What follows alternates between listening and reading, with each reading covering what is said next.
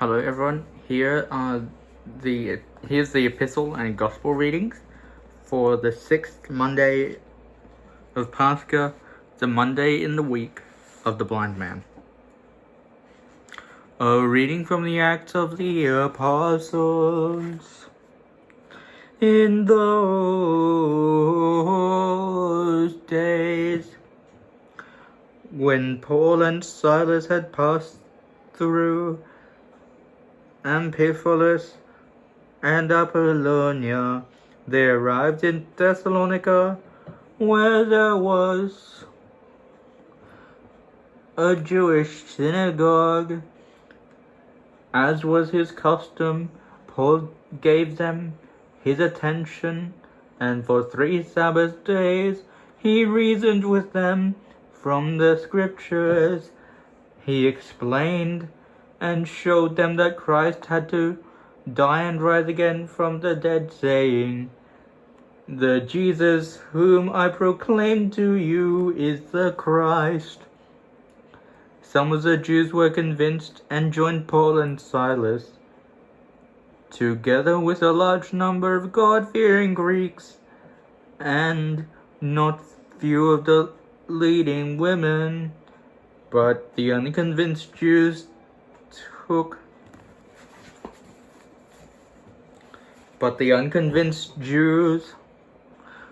took along some wicked men from the marketplace, gathered a crowd, and set the city in an uproar.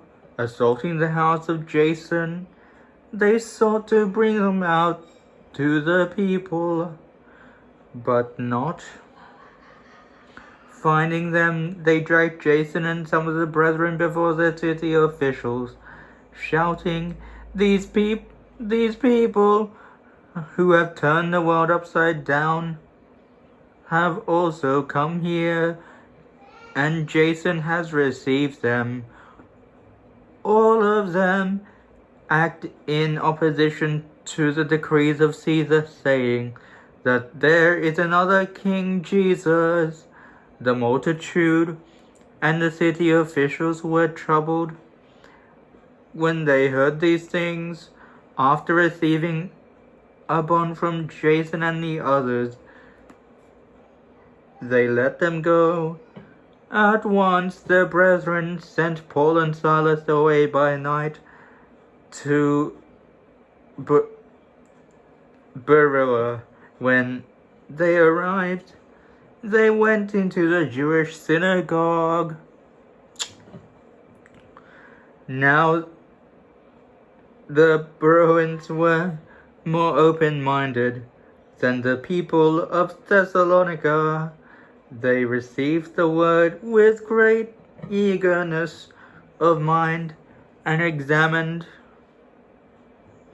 the Scriptures daily to see whether these things were true. As a result, many of them believed, as well as some Greek women of high standing, and a fair number of Greek men. But when the Jews of Thessalonica learned that Paul was also proclaiming the word of God at Beroea, they came there to stir up the crowds. Then the brethren immediately led Paul away to the coast, while Silas and Timothy remained there. But those who escorted Paul took him as far as Athens, and they left instructions for Silas and Timothy that they should join Paul very quickly. Then they departed.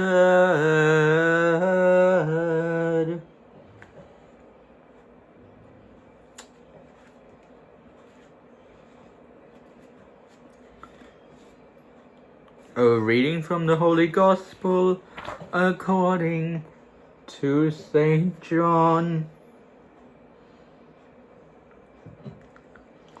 At that time, the chief priests and the Pharisees gathered a council